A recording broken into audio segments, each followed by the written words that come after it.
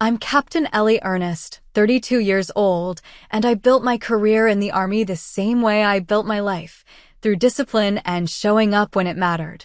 For years, I carried my family through crises, co-signing loans, covering bills, even rearranging my life so they could move forward. But when they hid my invitation to the regimental banquet, deciding for me that I didn't belong, I faced a choice that changed everything. Have you ever been pushed aside by the very people you gave everything to? If so, share your story in the comments, because you're not alone. Before I get into what happened, let me know where you're watching from. And if you've ever had to stand tall after being underestimated, hit that like button and subscribe for more true stories about setting boundaries and reclaiming your worth. What happened next might surprise you. I should have seen it coming. The shift happened gradually, like water finding cracks in concrete. My family had always been careful with their words around me, but lately there was something sharper underneath the surface politeness. Little comments that felt like pinpricks. "She doesn't really fit with that crowd," my sister would say when discussing my unit. Or my mother's favorite, "It's better when she keeps things low-key." At first, I told myself they were being protective. My family had never been comfortable with my military service, even though it had pulled us out of financial trouble more than once. They preferred the version of me that existed quietly in their orbit, the one who solved problems without drawing attention to the solutions. The pattern started with smaller events. Birthday parties for my cousin's children where the invitations somehow never reached me. Family barbecues that I'd hear about afterward through casual mentions. "Oh, you should have been there," my aunt would say with false brightness. "We kept looking for you." But when I pressed for details about when and where, the specifics became vague, the timeline mysteriously unclear. I began keeping track without meaning to. The gathering at my brother's house for his promotion at the bank where I wasn't told until the next day. The dinner for my father's retirement that happened while I was supposedly working late, though no one had mentioned it was scheduled. Each time, there was a reasonable explanation. A miscommunication. A last-minute change. My phone number must have gotten lost. The explanations felt practiced, too smooth. My family had always been good at managing narratives, at deciding who belonged in which version of events. I was learning that apparently I belonged in fewer and fewer. What unsettled me most was the tone when they discussed my work. Not hostile exactly, but dismissive in a way that felt deliberate. When I mentioned training exercises or commendations, the conversation would shift quickly. When colleagues called the house, there was always hesitation before they'd get me. As if my professional life was something embarrassing they had to tolerate rather than acknowledge. My sister was the most direct about it. "You know they don't really see you as one of them, right?" she said one afternoon when I mentioned an upcoming field exercise. We were folding laundry in my mother's kitchen, and she didn't look up from the shirts she was creasing into perfect squares. "Who doesn't see me as what? The people in your unit. You're not like them. You didn't grow up with their advantages. They're just being polite." I stopped folding. "What makes you think that?" She shrugged, finally meeting my eyes. "It's obvious. You work twice as hard for half the recognition. That's not respect, that's charity." The conversation stayed with me for weeks. Not because I believed her assessment, but because of how easily she'd said it. As if she'd been thinking about it for a long time, refining the argument until it felt like truth. I started watching more carefully after that. How my family's voices changed when I talked about work. The way conversations paused when I entered rooms.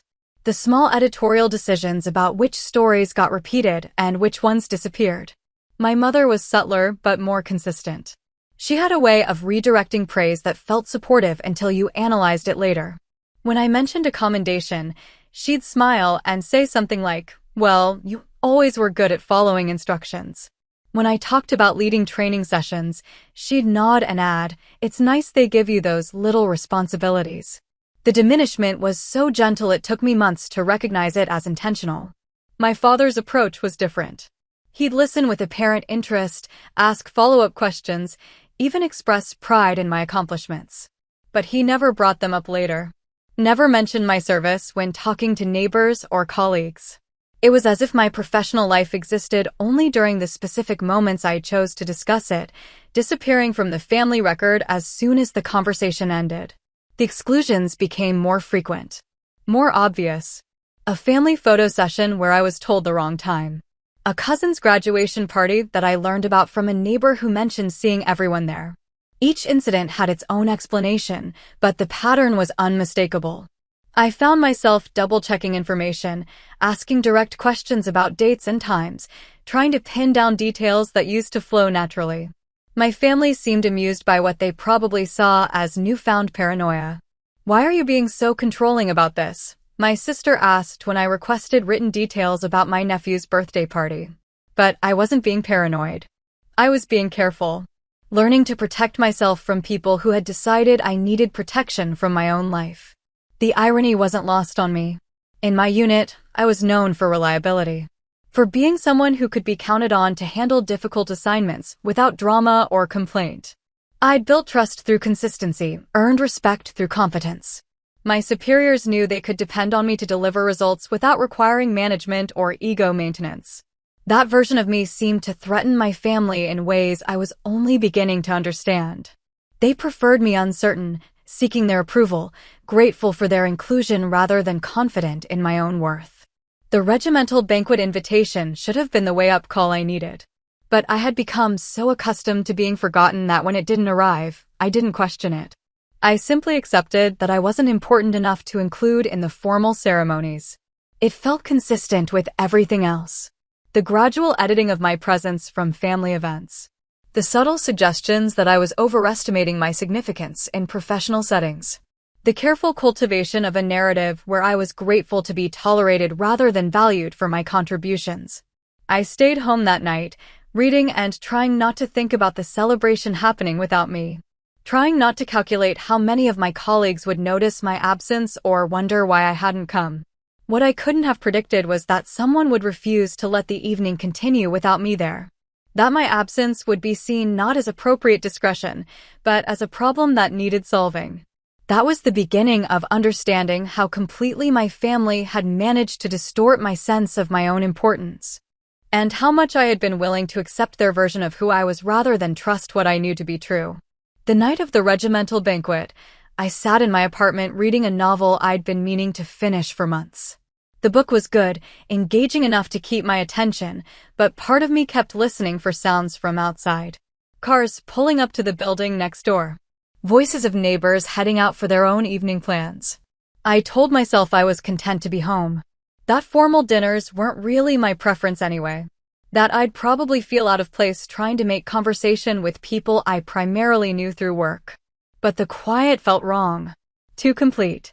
As if something was missing that I couldn't quite identify. Around 8 o'clock, my phone buzzed with a text from a colleague. "Where are you?" Commander's asking. I stared at the message for several minutes before responding that I hadn't received an invitation. The reply came quickly. "That's impossible. Everyone got one." I set the phone aside and tried to return to my book, but the words blurred together. My colleague was wrong, obviously. Or there had been some miscommunication about who was included. These things happened. 20 minutes later, another text. "Seriously, where are you?" "We're not starting." Not starting. I read those words 3 times before they made sense. The ceremony was delayed because of my absence, which meant my name had been on the list, which meant I should have been there. I called my sister. "Did any mail come for me this week?" I asked without preamble. "Mail? I don't know." "Why?" "I think I might have missed something important." There was a pause. "What kind of something?" "An invitation. To the regimental banquet." Another pause, longer this time. I don't remember seeing anything like that. But her voice had changed. Become more careful. The same tone she used when she was editing the truth. "Are you sure?" It would have been official looking. Probably with a military seal. "No, nothing like that." Too quick this time. Too definitive. I hung up and called my brother. Same conversation. Same careful denials. No one had seen any invitation. No one remembered anything that looked military or official coming to the house. My phone buzzed again. This time it was a call. "Where the hell are you?" My unit's communications officer sounded genuinely confused. "The commander is refusing to start the ceremony. He keeps looking at your empty chair." "I didn't get an invitation." "That's impossible." "I sent them myself." Your name was third on the list. Third on the list. Not an afterthought or a courtesy inclusion. Third. I never received it. Jesus. Hold on. I heard muffled conversation, the phone being passed. Then a voice I recognized immediately. You need to get down here now. The commander's aide, speaking with the clipped efficiency that meant orders were being given. Car's already on its way. The line went dead. I sat holding the silent phone, trying to process what had just happened. My family had taken the invitation. Not lost it, not misplaced it, not forgotten to pass it along. Taken it. Deliberately. And then lied about it when I asked directly. They had wanted me to miss this. Had planned for me to stay home, absent from an event where my presence was apparently significant enough to delay the entire program. I looked down at my clothes. Jeans and a sweater appropriate for a quiet evening at home. Not remotely suitable for a formal military ceremony. But there wasn't time to agonize over wardrobe choices. The car would be here soon, and I had a decision to make. I could stay home. Let my family's plan succeed. Allow them to protect me from what they clearly saw as an uncomfortable situation where I didn't belong. Or I could get dressed and face whatever they had tried to shield me from. The choice felt larger than just one evening. It was about whether I would continue accepting their version of who I was and where I fit, or whether I would trust the evidence of my own experience. My phone buzzed with another text, ETA 4 minutes. I went in my closet and pulled out my dress uniform. The one I wore for formal occasions and official ceremonies. The one that represented the part of my life my family preferred to ignore. As I changed clothes, I thought about all the small exclusions that had led to this moment. The invitations that never arrived. The conversations that stopped when I entered rooms. The subtle but persistent message that I was tolerated rather than wanted. But tonight, someone had refused to proceed without me. Had noticed my absence and decided it mattered enough to stop everything until I could be there. I was still buttoning my jacket when I heard the car pull up outside. Walking toward that door felt like stepping across a line I'd been approaching for months without realizing it.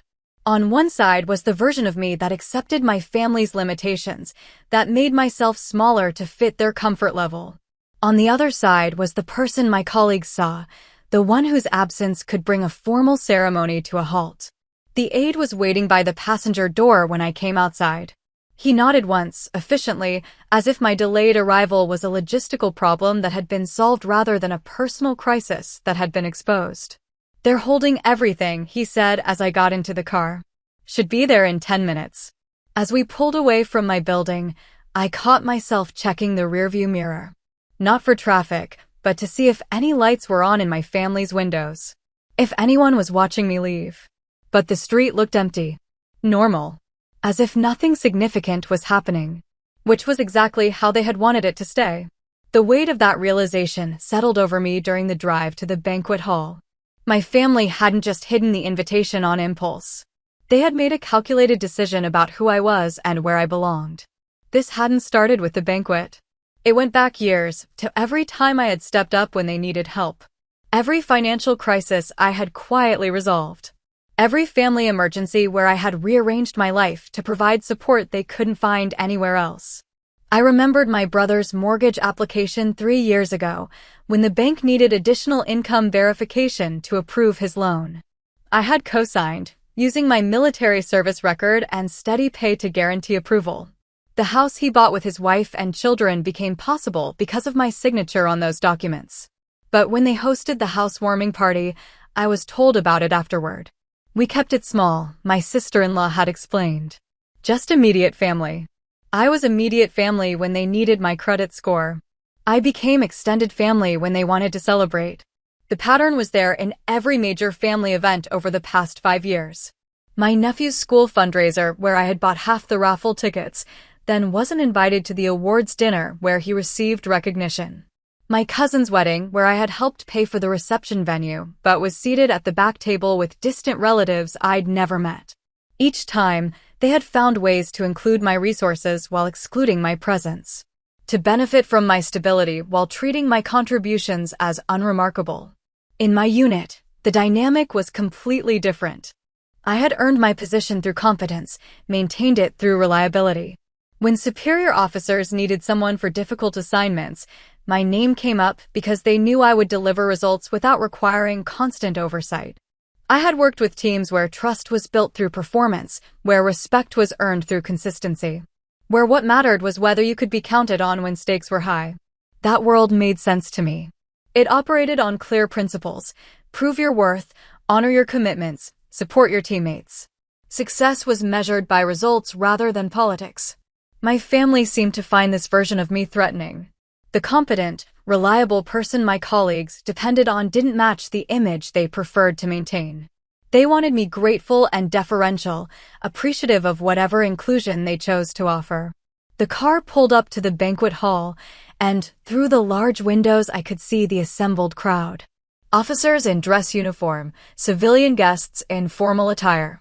A proper military ceremony with all the traditional elements. This was my professional community. These were people who knew my work, who had served alongside me, who understood the demands and rewards of the life I had chosen. And someone among them had noticed my absence and decided it was unacceptable. The aide walked with me to the entrance. "Commander asked me to bring you straight to the head table," he said. "Your place is reserved." My place. Not a courtesy seat added at the last minute, but a designated position that had been held empty while everyone waited. As we approached the main doors, I could see my family gathered near the front. They had dressed formally for the occasion, my mother in the navy dress she wore for important events, my father in his good suit. My sister and brother flanked them, looking appropriately ceremonial. They had come to celebrate, to be seen as part of the military community, to enjoy the reflected honor of having a service member in the family. They just hadn't wanted me there to complicate the narrative they preferred to tell about themselves. When I walked through those doors, the conversation in the room shifted.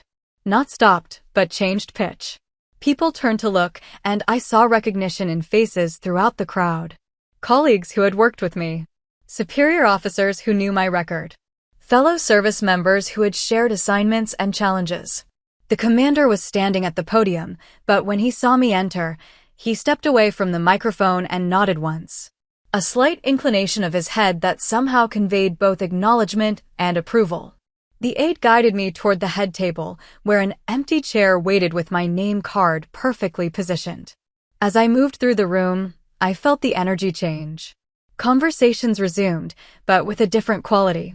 The evening could finally begin. I took my seat and looked out at the assembled crowd. My family was still near the front, but their expressions had changed completely. The confident social ease they had worn when they arrived was gone, replaced by something that looked like shock. They were watching me take a position of honor in a community where they had assumed I was barely tolerated. Seeing me treated with the respect they had spent months convincing me I didn't deserve. The commander returned to the podium and began the opening remarks. As he spoke about service and commitment, about the bonds formed through shared purpose, I understood that this moment was about more than just correcting an administrative error. Someone had refused to let me be erased, had insisted that my presence mattered enough to hold up an entire formal ceremony until I could be there. That kind of recognition wasn't charity or politeness. It was acknowledgement of value that existed regardless of whether my family chose to see it. I spent so many years trying to earn their approval, accepting their version of my worth, making myself smaller to fit their comfort level. But tonight, in a room full of people who knew my work and character, I was exactly where I belonged. The realization was both liberating and heartbreaking. Liberating because it meant I could stop seeking validation they were never going to provide. Heartbreaking because it confirmed that the people who should have supported me most had instead worked hardest to diminish me. But I was here now, present and acknowledged in a community that valued what I brought rather than resented it. And for the first time in months, that felt like enough. The ceremony proceeded with military precision, each element flowing seamlessly into the next. Awards were presented, achievements recognized, careers celebrated. I watched colleagues receive commendations, listened to speeches about dedication and service, felt the particular satisfaction that comes from being part of something larger than yourself. What struck me most was how naturally I fit into this environment. The formal protocols, the emphasis on merit and performance, the way respect was earned through competence rather than granted through family connections. This was a world where what you did mattered more than who you knew. During the dinner portion, I found myself seated between two fellow officers I had worked with on multiple assignments. The conversation was easy, ranging from shared experiences to future plans. They asked about projects I was leading, sought my opinion on policy changes, treated me as someone whose judgment they valued. It was such a contrast to family gatherings, where my professional life was either ignored or treated as a curiosity. Here, my work was understood and appreciated by people who faced similar challenges. "Good thing you made it," Colonel Martinez said as the main course was served. Commander was pretty insistent about waiting. I almost didn't, I admitted. Had some confusion about the invitation. She raised an eyebrow. Confusion? It never reached me. Got sorted out at the last minute. That's odd. These events are planned months in advance. She paused, studying my face. Everything all right? The question was asked with the directness I appreciated about military culture. No dancing around potential problems, no polite pretense that obvious issues didn't exist. Family complications, I said simply. She nodded, understanding immediately. They don't always get it, do they? What we do, why it matters. No, they don't. Their loss. It was such a simple statement, but it cut through months of doubt and self-questioning. Their loss. As if my value was self-evident to anyone willing to see it clearly. I glanced toward the front of the room where my family was seated. They had been unusually quiet throughout the evening, speaking only when directly addressed by other guests. My mother kept glancing in my direction with an expression I couldn't quite read. Surprise, maybe. Or reassessment. My sister looked uncomfortable in a way that went beyond normal social awkwardness.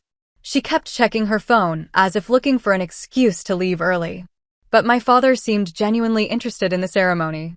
He was listening intently to the speeches, asking thoughtful questions of the people around him. This might have been his first real exposure to my professional world, and he appeared to be taking it seriously. When the commander began his closing remarks, he spoke about the importance of recognizing excellence, of ensuring that contributions are acknowledged regardless of their visibility, about how the strongest organizations are built by people who do essential work without seeking credit or attention. Tonight we honor not just individual achievements, he said, but the collective commitment that makes our mission possible. Every person in this room has contributed to that mission in ways both large and small. His eyes found mine across the room as he continued. Some contributions happen in the spotlight. Others happen in the background, noticed only by those who understand their true significance. But all are necessary. All matter. The applause was sustained and genuine. Around me, colleagues nodded in recognition of the truth he had expressed. Good work often went unnoticed by the larger world, but it was always seen by the people who mattered most. As the formal portion of the evening concluded, people began moving around the room, continuing conversations, making new connections. I stood to speak with a group discussing upcoming training exercises when I noticed my family approaching. They moved together, united in a way that suggested they had been talking among themselves. Planning what to say, perhaps. Deciding how to handle this unexpected development. My mother reached me first. "That was a lovely ceremony," she said with careful politeness. "Very impressive." "Thank you for coming," I replied, keeping my tone equally neutral. My sister was less diplomatic. "We didn't realize it was such a formal event. So many important people." The implication was clear. If they had understood the significance, things might have been handled differently. As if my exclusion had been based on misunderstanding rather than deliberate choice. My brother took a different approach. "The commander seems to think very highly of you." That was quite a speech. "He's a good leader," I said simply. "He recognizes good work when he sees it." There was a pause as they processed this. The idea that I was seen as valuable by people whose opinions carried weight seemed to require some mental adjustment. "Well," my father said finally, "we're proud of you. We always have been." It was the kind of statement that sounded supportive but felt hollow. A retroactive claim of pride that hadn't been evident in their recent behavior. I looked at each of them in turn. These people I had tried so hard to please, whose approval I had sought for so many years. who had hidden my invitation to this evening because they decided I didn't belong here. I need to speak with some colleagues before they leave, I said. Thank you for coming tonight. It was a dismissal, polite but firm. I was choosing to end the conversation rather than waiting for them to decide when it was over. As I walked away, I felt lighter somehow. Not angry or vindictive, but clear about where I stood. These were people who would always see me through the lens of their own limitations. Who would support me only when it didn't challenge their preconceptions about who I was supposed to be. But I had found a community that saw me differently, that valued what I brought and trusted me with responsibilities that mattered, where my presence was significant enough to delay an entire ceremony until I could be included. That recognition meant more than any family approval ever could, because it was based on what I had actually done rather than who they wanted me to be. The weeks following the banquet brought a new kind of tension to family interactions. Where before there had been subtle exclusions and gentle dismissals, now there was awkward overcompensation. Sudden invitations to events I would normally not hear about until afterward. Careful inquiries about my work that felt rehearsed rather than genuine. My mother called twice in the first week, asking about projects I was working on, expressing interest in aspects of my career she had previously ignored. The conversations felt strained, as if she was following a script designed to demonstrate newfound support. I was telling Mrs. Peterson about your banquet, she said during one call. She was very impressed. Said her son never gets recognition like that at his job. The comment revealed everything about her new perspective. My achievements had become useful for social comparison, proof of our family's success that could be displayed to neighbors and acquaintances. I was valuable now because my value had been publicly acknowledged by people she considered important. My sister's approach was more direct but equally transparent. We should have made sure you got that invitation, she said when she stopped by my apartment unannounced. It was obviously a bigger deal than we realized. It wasn't about the size of the deal, I replied. It was about the fact that you took it. She looked genuinely surprised. Took it? We didn't take anything. The invitation was addressed to me. It came to the house. And then it disappeared before I could see it. Things get misplaced. Mail gets lost. But her defense lacked conviction. She was going through the motions of denial without really believing it herself. My name was third on the guest list, I continued. The ceremony was delayed because I wasn't there. That doesn't happen for people who are just being polite included. She was quiet for a long moment. We didn't know it mattered that much. You didn't want to know. That was the truth underneath all the explanations and excuses. They had preferred to see me as someone whose professional life was insignificant, whose absence wouldn't be noticed or missed. It was easier than acknowledging that I had built something substantial outside their sphere of influence. My brother's response was different but equally revealing. He began asking detailed questions about military protocol, about the structure of my unit, about the responsibilities that came with my position.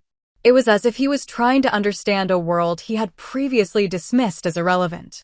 I had no idea the commander knew you personally, he said during a family dinner that felt more like an interview. Does he oversee your work directly? He's aware of what everyone in the unit is doing. That's his job. But he specifically mentioned your contributions during his speech. That's not just routine oversight.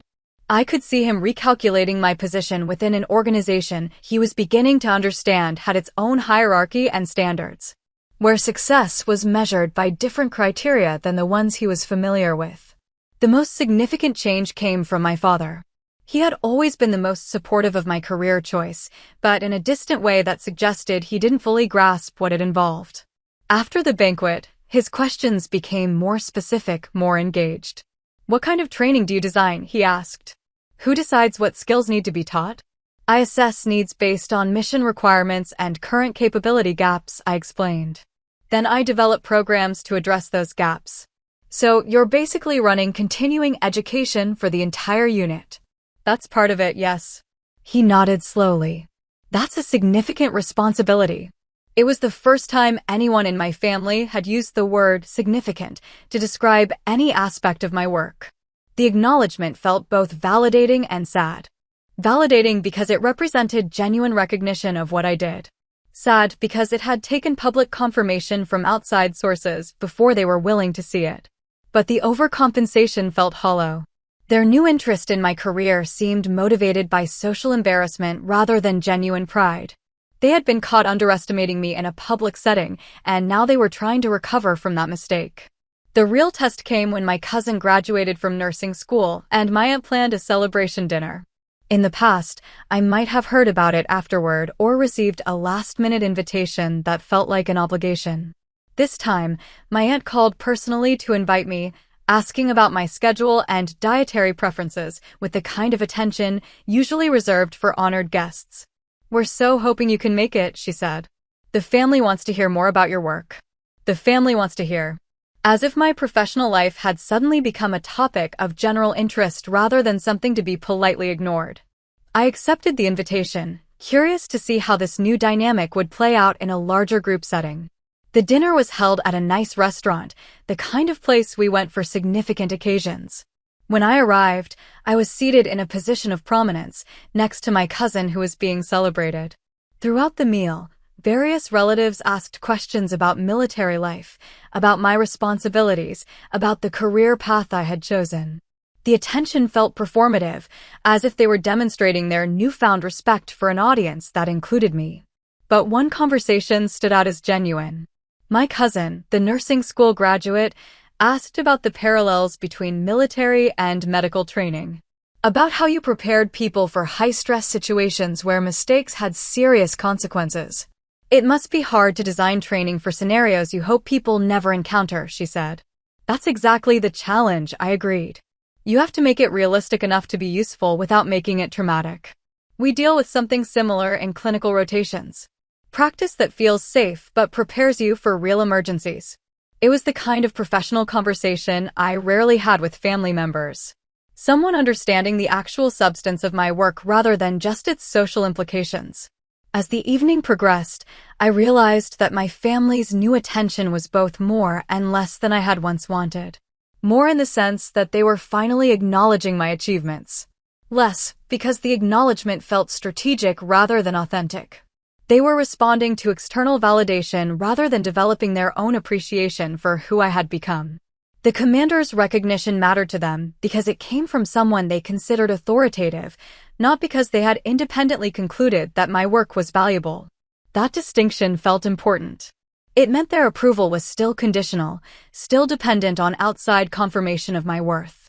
Still not the unconditional support I had once hoped to earn. But it also meant I could stop trying to earn it. Their opinion mattered less when I understood how it was formed and what it was really based on. The strange dance of newfound family attention continued for several weeks, but it felt increasingly hollow. Every overture, every expression of interest, every attempt to include me in events felt calculated rather than genuine. They were adjusting their behavior to match what they now understood to be my actual position, not because they had developed genuine appreciation for who I was.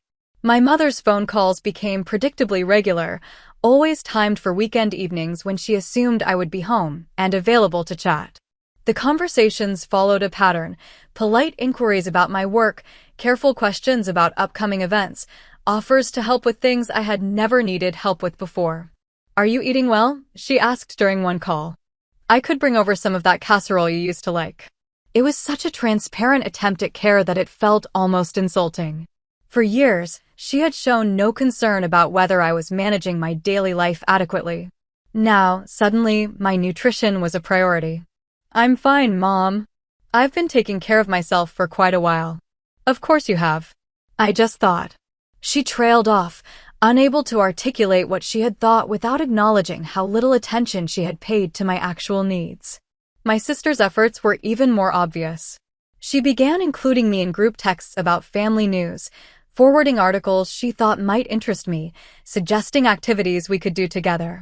All things that would have meant something if they had happened naturally over time, but felt forced when deployed as damage control.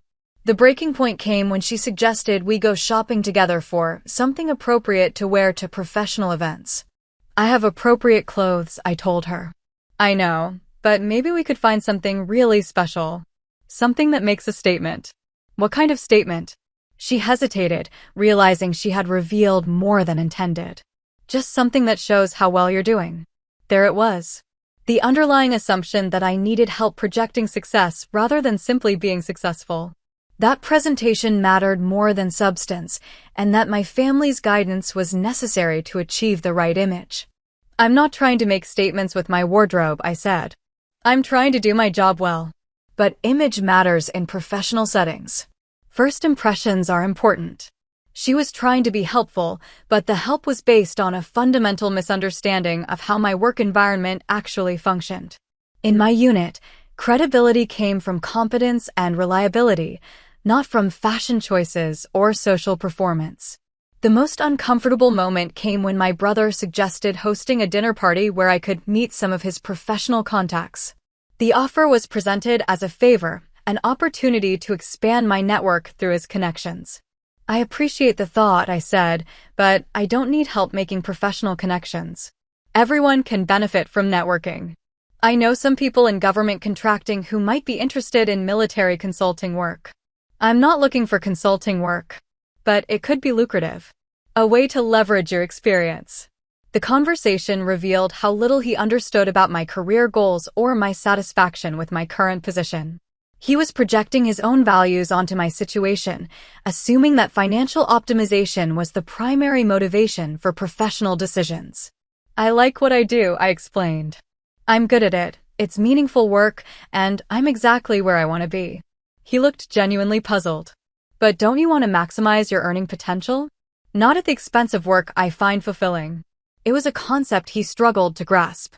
In his world, career success was measured primarily by financial advancement. The idea that someone might choose purpose over profit seemed foreign to him. These interactions taught me something important about the nature of their newfound attention. They weren't trying to understand or support the person I actually was. They were trying to help me become the version of myself they thought I should be. The version that would maximize social and financial advantages.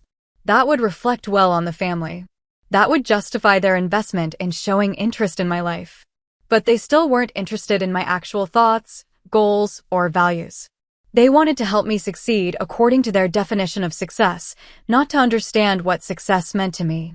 The realization was simultaneously disappointing and liberating. Disappointing because it confirmed that their support was conditional and self-interested. Liberating because it meant I could stop trying to bridge the gap between who I was and who they wanted me to be. One evening, after declining another well-intentioned but misguided offer of help, I found myself thinking about the moment at the banquet when the commander had refused to begin without me.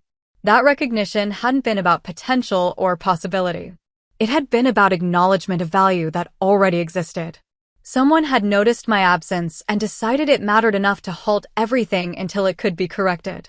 Not because of who I might become or what I might achieve, but because of who I already was and what I had already contributed. That kind of recognition didn't require improvement or optimization. It didn't come with suggestions for how I could be better or different. It was simply acknowledgement of worth that existed independent of anyone else's expectations or agenda. My family's new attention felt conditional by comparison, based on their revised understanding of my status rather than appreciation for my character. Motivated by social considerations rather than genuine affection, I began declining more of their invitations and suggestions.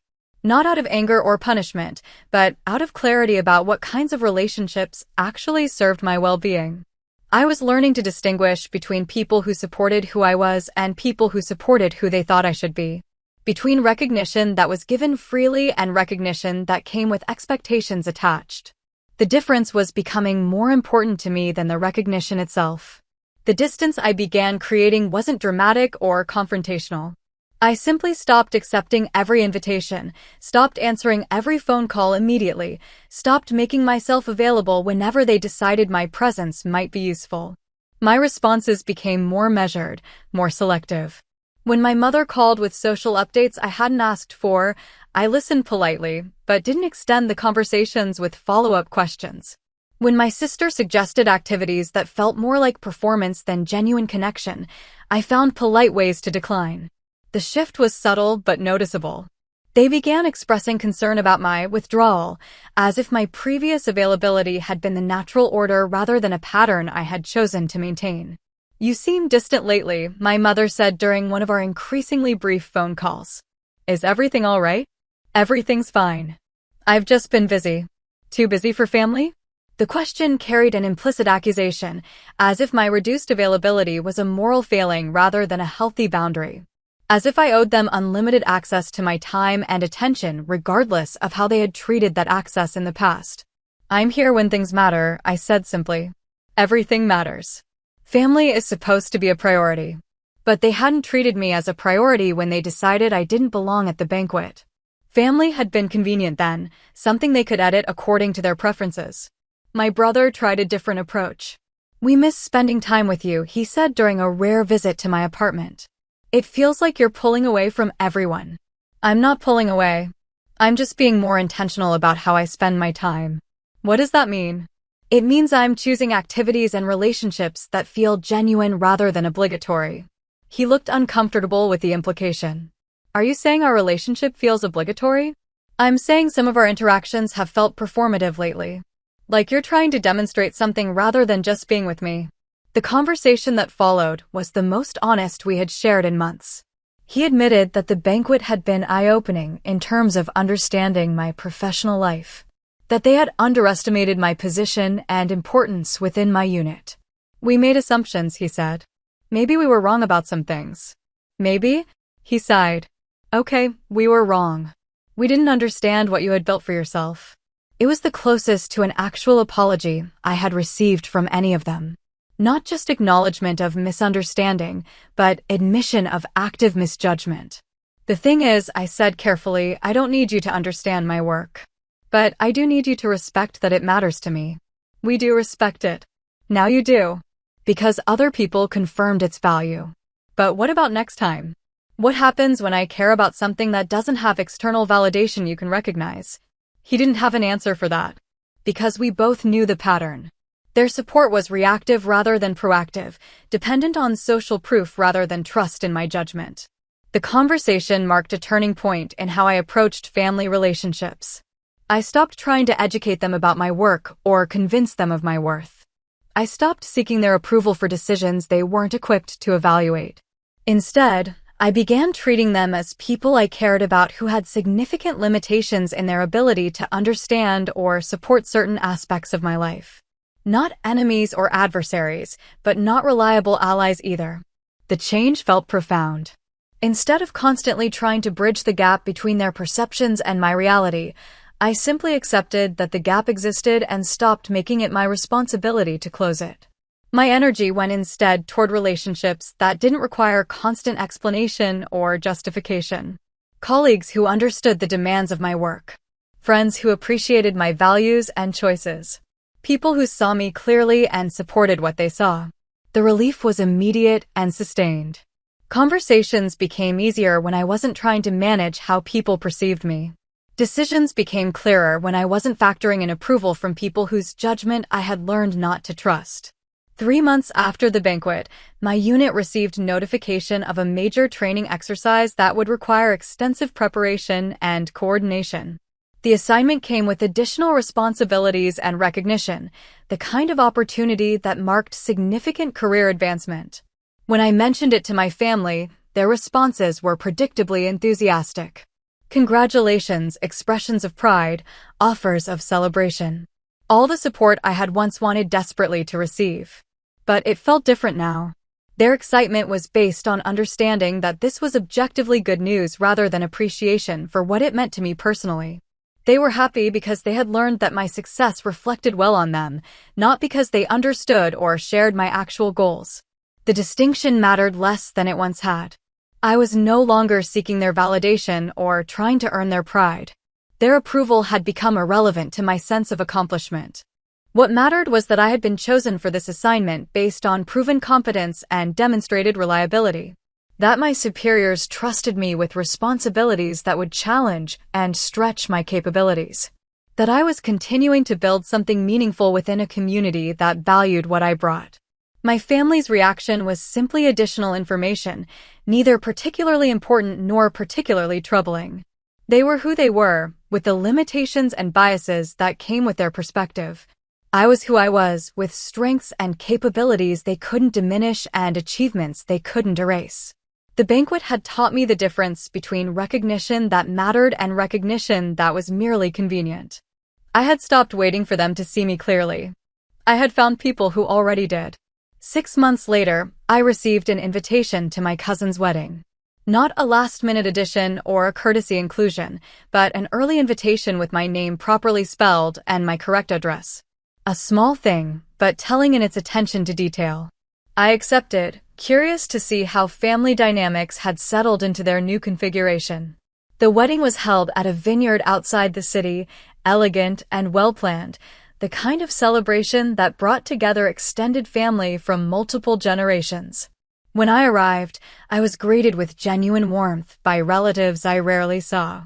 Word had apparently spread about my professional achievements, and several people mentioned hearing about the banquet or my recent promotion.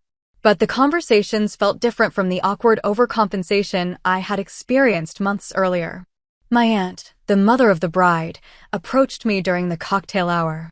"I'm so glad you could make it," she said. "Ellie specifically wanted to make sure you were here. I wouldn't have missed it. She's been asking about your work lately. Says she's considering military service after college." This was news to me. My cousin had never expressed interest in military careers during previous family gatherings. But then, my work had rarely been discussed in ways that might have sparked such interest. "I'd be happy to talk with her about it," I offered. "She'd like that. Maybe after the ceremony, when things calm down." The conversation with my cousin happened during the reception, when she found me during a quiet moment between dancing and toasts. She was still in her wedding dress, but had kicked off her shoes, looking radiant and relaxed. "Aunt Margaret says you might be willing to answer some questions about military service," she began. "Of course. What are you thinking about?" "Medical corps, maybe. Using my biology degree in a way that feels meaningful." We talked for 20 minutes about education benefits, training programs, the reality of military medical work. She asked intelligent questions about work-life balance, deployment schedules, career advancement opportunities. "What I really want to know," she said finally, "is whether it's worth it. Whether you're glad you chose this path." It was the kind of question that required honesty rather than cheerleading. "It's been challenging in ways I didn't expect," I said. "But it's also given me purpose and community I couldn't have found anywhere else." "Do you ever regret not doing something more traditional?" "No. This feels like exactly what I'm supposed to be doing." She nodded thoughtfully. "That's what I hoped you'd say." The conversation reminded me why I had been drawn to military service in the first place.